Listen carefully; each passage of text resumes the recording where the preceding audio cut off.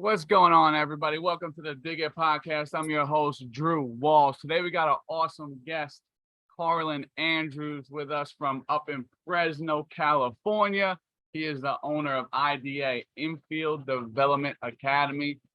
Carlin's someone who I've become close with over social media, right? That's one of the beautiful parts of Instagram or any of these platforms is you can use them to connect with other great minds. I'm so happy that we crossed paths years back. And, one thing we undoubtedly share is great enthusiasm and passion for infield play. And right away, we just hit it off talking about everything under the sun from infield, from life. And it's been awesome. I'm so happy to have you here. You got such a cool story. So if you can, Carlin, welcome and just give us an elevator pitch of your life. Got it. All right. So obviously, my place is in Visalia, California, which is about an hour from Fresno. I coach the infielders at Fresno at FPU, which is a D2 college in Fresno. So in between my place in Visalia and Fresno, it definitely keeps me going. So I heard it's cold up there this time of year. Yeah, it was a cold, about 110 last week. So luckily, freezing. Yes, So yes. Funny story, man. A couple of weeks back, if you would believe, San Diego had a little bit of what they like to call a heat wave. So I'm feeling bad for myself a little bit, and I'm like, damn, man, back on the third, it's gonna be like 105 degrees. And I call my man calling up. I'm like, oh, man, heading to the field. It's been a long week, say it's gonna be like 105 out there. Like, I don't know. And he's like, man, it's been 105 up here. What are you complaining about? It's about to be 115, 120. I'm getting texts from parents left and right, like, hey, we still going today? I'm like, would you play with them? And they're like, yeah. So like, I'll see you there. They can go play in the tournament all day in 105, but that 1 hour. Man, we got shorts and turf, so we're good to go. Man, and to that point, like one of the biggest things that really stood out to me when we were just earlier on, when we were like getting to know each other, Colin, if I'm not mistaken, you were a teacher, right? Yes, I was a special ed teacher at the high school I went to, and I coached. That's where I first started to coach when I was done with my playing days at Fresno Pacific. And I taught 3 years there, special ed, and I coached varsity baseball there with infielders, obviously, for about 7 years. So since I was 22. Good old days. Yes. And you've always been involved in baseball. You work with kids from 8 to pro, but just to that is an amazing, I'm so envious of that. And I think that is so amazing. Like you have this amazing career, right? Like very stable, huge purpose, right? But you knew that that wasn't the pinnacle for you. Like you knew hey man, I love this infield play stuff. I know I can make a business out of it. Let me just do it. Like the leap that you take to do that is that is such a massive leap that I have so much respect for. That so many people, I just want them to hear that, damn, he was a teacher. And then next thing you know, now he just has his own infield business in his backyard. Carlin owns a turf field in his backyard. That is my dream, right? To wake up and just roll out to the infield turf. Now, probably sometimes hey man, I wish that field was a little bit away from my home so I can get some space. Yes. But you are living my dream. That's probably why I selfishly, talk to you all the time. I'm just kidding. But okay, let's get it right. Let's get started with, man. Let's talk about a theme or a topic. It could be infield play mindset, whatever you want. Let's just run with a topic or a theme that you're hot on right now. Okay, so kind of a thing I'm starting to see and kind of trying to figure out what the difference is from, because I never worked with young kids till I opened my place here. So I always worked with just the high school and up. And it's been a lot of fun and challenging as a coach, but in a good way, where with the younger kids, you have to learn to break down what you're trying to teach in a very basic, simple way, because they are young, they're still trying to learn their bodies. You got to teach them what their right side is and what their left side is. So that has been definitely a challenge and a lot of fun. That also being said, since COVID, obviously the kids that started with me, because I opened in the middle of COVID, what I have started to see is as kids, obviously they're still young, but what I'm seeing a lot more of is a lack of athleticism. And when I say that, like, I'm not saying like like they should be refined at 9 years old or 10 years old. No, no, no. But from my viewpoint, I feel that probably the kids not being able to do anything for 2 years during COVID has really taken an effect on them athletically. Whether that be they more obviously they weren't able to play their other sports during those ages, go have fun playing basketball, football, soccer. I don't even have any sports, I'm sorry, but those are the ones that first come to mind. So that is something that I'm starting to really see with the ages like 8 through 11, 12 even, is what I'm thinking is COVID hurt them athletically. So it's becoming more of a lot more than like, okay, we're just working on infield skills. Like there's a lot of like teaching them how to throw properly, footwork, like, okay, like very discoordinated feet, which is fine. It isn't like Sure. like I said, you don't expect kids to have elite or very fast feet at that age, but pumping the arms and moving the feet at the same time are very difficult for some right now. So that's definitely something that's kind of been on my mind, and trying to think of different ways and the reasoning why it has changed a lot. And I don't know, it could be maybe the COVID thing. It could be maybe kids are just focusing on just one sport now. Maybe kids aren't riding their bikes outside anymore, aren't going outside anymore. I mean, it can be a ton of different things. I absolutely love that, man. And that's on my wheelhouse, obviously with the fast development. That's what we love, man. And I think that was a huge catalyst for us to get going with fast development. And just to build on that point, like I think that age group you said, 7 to 10, 11, there's so much influence there to coach a kid. And they're so absorbent in skilled acquisition, right? But you're right, man. Like it's not on COVID, but there's been a huge flaw there and prior to COVID. But now you add COVID in, and I think it just exacerbated a lot of that because kids, like, let's be serious, they were probably on their couch, either Zoom schooling or distance learning and not going out because parks were closed. And now they're not getting all these attributes of athleticism, right?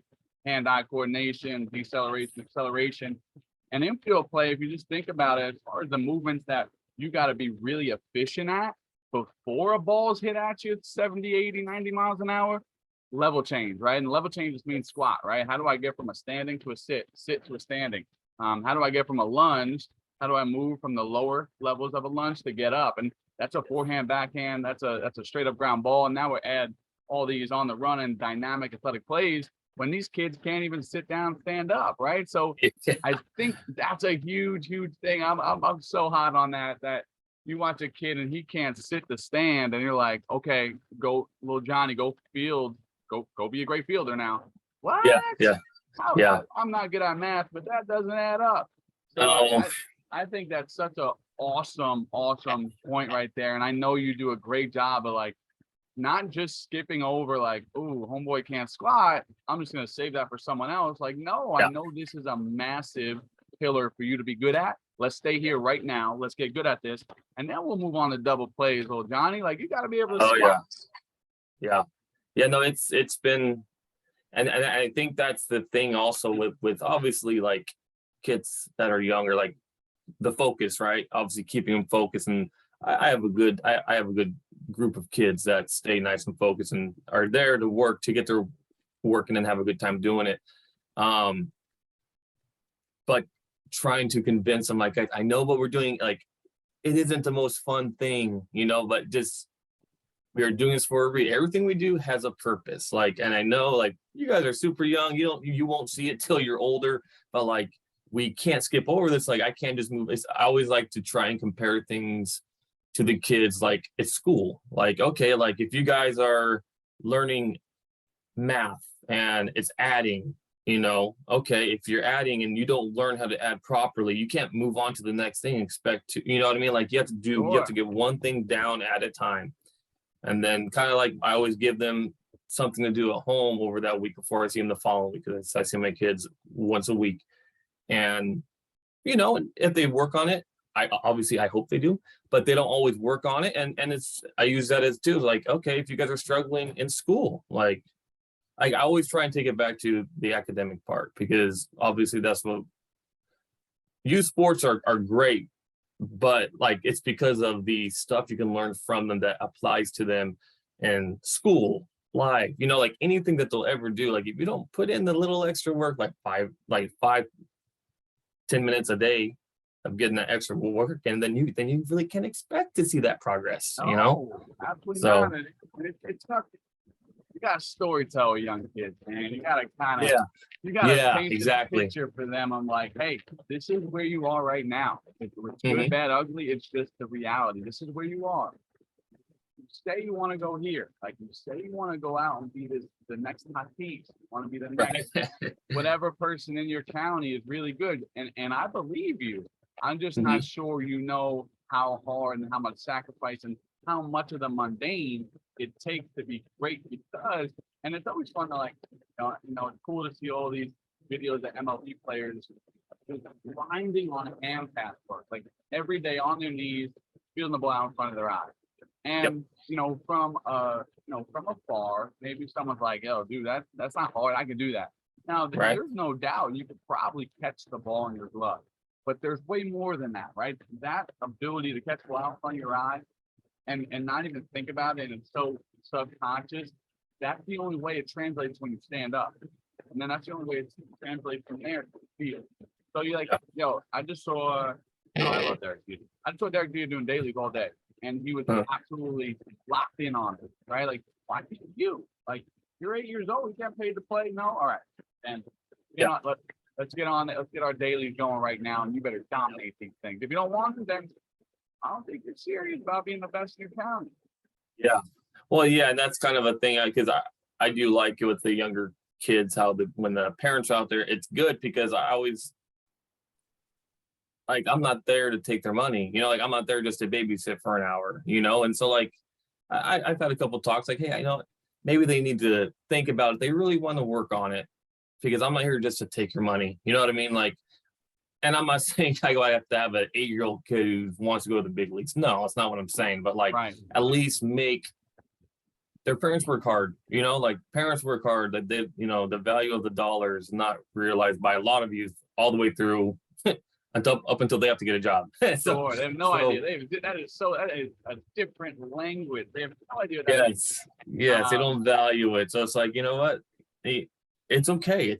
And that's it's nothing personal, but like if you're not here to work and to work on what your parents are paying for, then then just save their money. And that's okay. You know, that is okay. and for the parent and awesome one, because you care. It's more about just the sport to you, the Hmm. position to you, the game, and you care about their future, right? And Hmm. I guess I empathize a lot with parents because they don't know which one to do, right? They got to Yeah. keep little Johnny. I guess Johnny's the theme of the day, but like Hmm. little Johnny wants to be a better hitter, he wants to be a better pitcher, he wants to be a better infield, he wants to be a better. No one talks about outfield. Like deep, like infield is almost like the third stepchild. Outfield, I don't Yeah. even know. With Yeah. love outfielders, but Oh, for sure.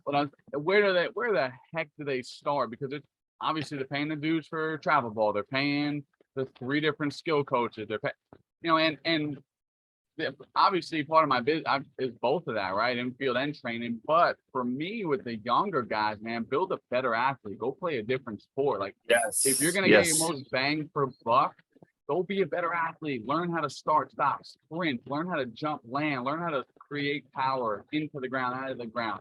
Learn how to Yep. build body awareness, coordination. Like all of those transfer for every single sport you have any interest in playing. So, I really recommend find a local professional in the area or someone knows like what they're talking about. Just maybe put them into a little group class.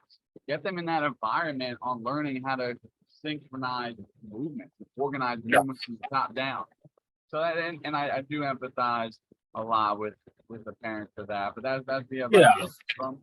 Um, I think that's the hard part now as a parent. I mean, I don't have any kids, but I could only just imagine, right? It's like you hear all these different things from different people, and it's finding that proper balance of everything. You know what I mean? Because like the travel ball can be way too much, and then it could but played with the right coach that has the right intentions, that has the right idea Or about what it's like, it can be a very beneficial thing, you know. Like for me, it was a beneficial thing. It was just starting when I played. It was huge. Like I mean, I thought that was big and getting me ready for that jump to the big field and to high school. But luckily, I was around really good guys that coached, and it wasn't like, okay, this is all you do. You know, I still played soccer. I played football. You know, up until I got to high school. So it's finding that proper balance, and I think that's where it is really hard as a parent. and listen, if you don't want to get them into a group, sign them up for a seasonal sport, right? Like you just Mm-hmm. said, play a different sport, man. Put yourself in a different arena where maybe you're not the best anymore. Learn how to be a good teammate. Learn how to Yeah. get better. Just challenge yourself to learn different rules, sets of rules, different responsibilities. That alone is so valuable. But then also the athletic development side of it, like you're adding tools, even though it may just be with your feet in soccer. Oh my God, does that translate to infield play? And also, how about the reset? Like, dude, I've been playing baseball for the last 365 days because I can. And that's amazing. That's why Southern California is one of the hotbeds in states. But also just take a reset, man. Go play a different sport, develop that hunger again, right? Maybe work on it once or twice a week here and there in the backyard. Um, Now let's look at like maybe more college, high school infielders right now. Like, what's a common trend theme you're seeing with those guys? Okay, so something I'm seeing with that is This lack is gonna of get detail, interesting. lack of detail, lack Uh-oh. of the detail, and then a lack of reality with a lot of the high school kids. And I see that with love, but um, I don't believe a lot of kids, like I always tell them, like you have to earn your right or your time on that dirt. Like just because you played it all growing up doesn't mean that you're gonna stay it. Like I think a lot of kids take it for granted, and a lot of kids do get away with being that stronger kid on the smaller field, but the big field separates the men from the boys. You know, that's what I've always, and growing up, there's so many very, very skilled, talented kids that once they got to the big field, it's like, oh, you know, this is hard. I'm done. Or there's been kids that are like, oh, you know, they're always at shortstop, and because of that, they always had a good arm, so they pitch too, and they get to high school, and it's like, oh, I actually have to put work in this now. I'll just be a PO. You know, like there's nothing wrong with that, but it's like I think it's a, or maybe they go to a smaller school and they, you know, which is fine. I mean, there's lots of great players that come from small schools, but it's that, well, I played this here, yeah, but you don't you don't project. I mean, and that's the thing is like is that there's so many showcases, and what does showcase mean? You know, that's why I was talking like, what do you have to showcase? Do you like, have you worked on any of those tools that you'll have to showcase? Well, no. Okay, so you're just paying the money to go to something to get seen, just to get crossed off a list. I mean, I don't know. I mean, you know what I Oh, mean? that's a Like, whole nother rabbit hole. We probably need another podcast for that. yes, you're right. You're right. Such an interesting topic because, like you said, a lot of kids like, yo, I've been playing my whole life. I should start. No, what? No, you shouldn't. I've been working my whole life. Doesn't mean I have to get a promotion.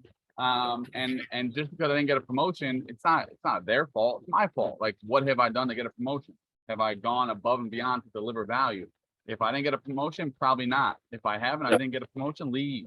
Right. But I think we're leaving too early. I think, yes, Johnny's still the guy today. Little Johnny is really good, but maybe he's not as good as the guys in front of him. And maybe he just got to a team and he's not playing where he should be, quote unquote, and he's get put in right field. And maybe a parent goes in uproar. Well, who cares, man? Become a good right fielder. Like my freshman year in college, I could hit a little bit, but there was guys in the middle before me. Now I could have been like, you know what, I'm just a middle infielder and that's that. But no, coach is like, yo, have you ever played right field? Yep. I'll play right field, no problem. And it was fun to see the game from a different lens. And it got me to play, it got me experience, it got me in the game. But it wasn't it's not given that the Nothing's given. hard work and grinding is just the entrance. Like that's you going to a stadium and handing them a ticket. And you walk into the stadium. That's it. That's all it is. You have just entered the arena. What happens next, if you get the field level or get the play, that's up to you. And it's not given. That's what, and it gets me a little fired up with all these participation awards. And this is what we're reading. Like this is what we're asking for when you hand a kid adversity and then you award him for coming up short results wise. There's no way you can't manipulate win or loss. Like it's win or lose. If you lost, you lost. It doesn't mean you're a bad person or a bad baseball player. You just didn't have the good that day. They were better than you that day. Maybe they worked hard for you the last 7 years. That's it. Use that as motivation or just continue to complain about the and this and I didn't play this and I didn't play that because that's not getting you anywhere. Okay. That fires me up. That'll probably be like part 2 of our podcast one day. Right. Yeah, that thing I love is I we live in a world of transferring, whether it be high school, at least in our area, a lot of transferring in high school, and it's almost like kids are starting to choose a high school like they're choosing college, you know. And then it's like, and then you know, you ask kids like, okay, so what do you want out of this game, you know? Oh, I want to go to this college. I'm like, okay, good. That's a good dream to have, you know. But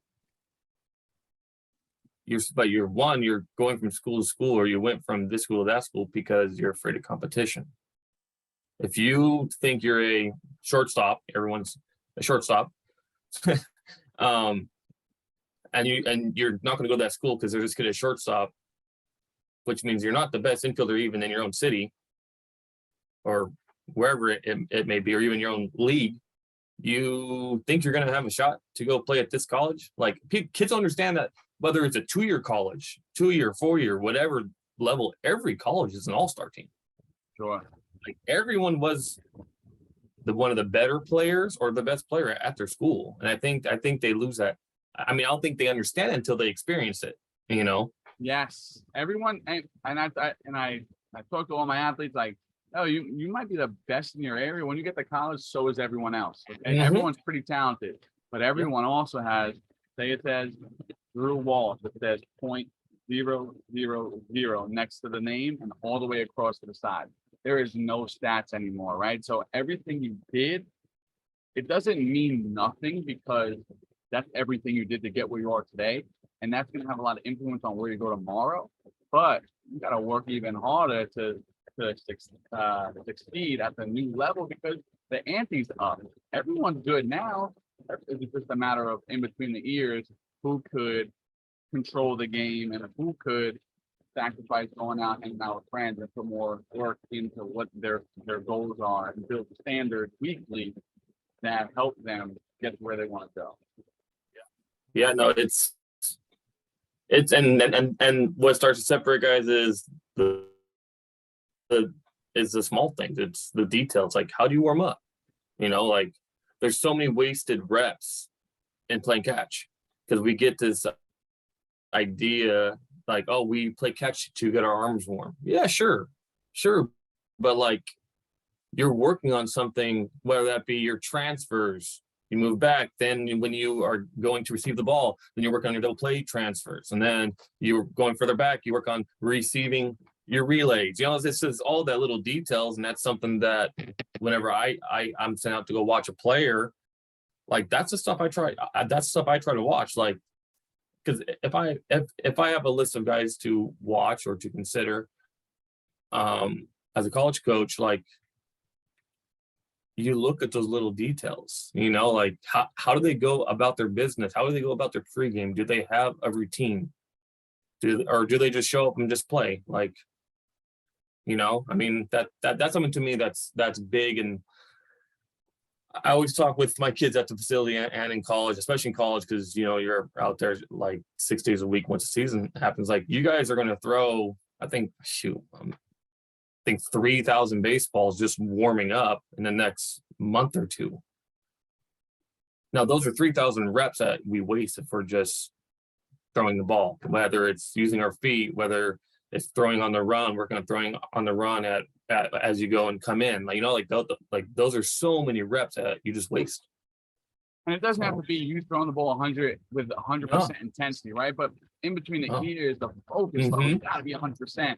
And then your brain is like organizing everything around it, and you're actually getting feel. You're getting awareness, familiarity of that skill. It doesn't have to be you throwing 1,000 miles an hour, but if your level of intent there on your slotted tilted throws or shuffle throw or reposition throw, that's gonna play at the rep. Your brain's like, all right, cool, is that rep? Exactly. Arlen, let's wrap this up a little. I want to. Okay. If you I can go all day. We're gonna have to go down a time machine. If you could look back to you're in 8th grade, right? You're 8th grade going into high school, like you're in that age range, man. What's some things, like if you could look back from, maybe it could be a mindset thing or just you as a defender, what's something you wish you could tell yourself now? So as a baseball player going from 8th grade to my freshman year, and I was blessed. I had a great high school coach I was going into, and he saw me play my last game in 8th grade. He went and watched our junior high that feeds into the high school, and he talked to me about controlling what you can. So in other words, like during that age, I was a little hothead, right? So you would get out and you'd take off the helmet inside, put on the bench, control what you can. Because he told me, because my whole goal was, I want to be a varsity player as a freshman, So, and he said, if you act and carry yourself the way that I saw you today, you'll never play for me. And that hit me like boom, right in the stomach. And it was a really good check of myself, because it's funny, because I was able to just, okay, this is what I want. Boom, I changed, and you just learn to play with that even keel. Control those emotions. Body language. We could just drop the mic there. I don't know, even Griffey from inside the house is like, great point. I love that. You can get barking. But man, isn't that life? Isn't that life? Control. It is. Control. That's why this game's so awesome. It should help prepare. Like, that's a thing. Like, parents, if you guys are listening, it's like, do not get caught up in little Johnny getting that scholarship. Do not get caught up in little Johnny playing for so-and-so travel team. Little Johnny playing at this level by his sophomore year. Like, those are great goals to have for the kid, but it's supposed to be hard. That's what helps prepare them for life. Like, you're not always going to be there to go complain to the principal when things don't go their way, or to go complain to the coach when you're not seeing them at practice every day, not seeing them not execute. Like, baseball is to prepare, any sport is to prepare the kid to be a successful person. And as a coach, if you coaches do not coach to have vendettas against kids. Like, they all love the kids. So don't fall into that trap of that victim mindset. Man, I dig everything you said right there, man. I think you just hit the nail on the head. Colin, thank you so much for your time and expertise. Thank you for having me, buddy. Knowledge. Let the listeners know where they can find you. Like, I know you don't love that social media grind, but I don't. I always try and stay away from it. Get you on. You got too much knowledge to stay closed up there. Let the listeners know where they can find you, Beth. If they have a question or they're in the area, where can they find you? On my Instagram, it is Infield with the underscore, development with the underscore, and academy. You don't even know his own handle. We gotta get him on social media. I'm sorry, I grabbed my phone out. I had to look at it. Yeah. Yeah, so, check. Oh man. Yeah, so you can go find me there. What's the color scheme? Just in case you gave that wrong. It's just the IDA. Love that. There like with the white, teal, and black.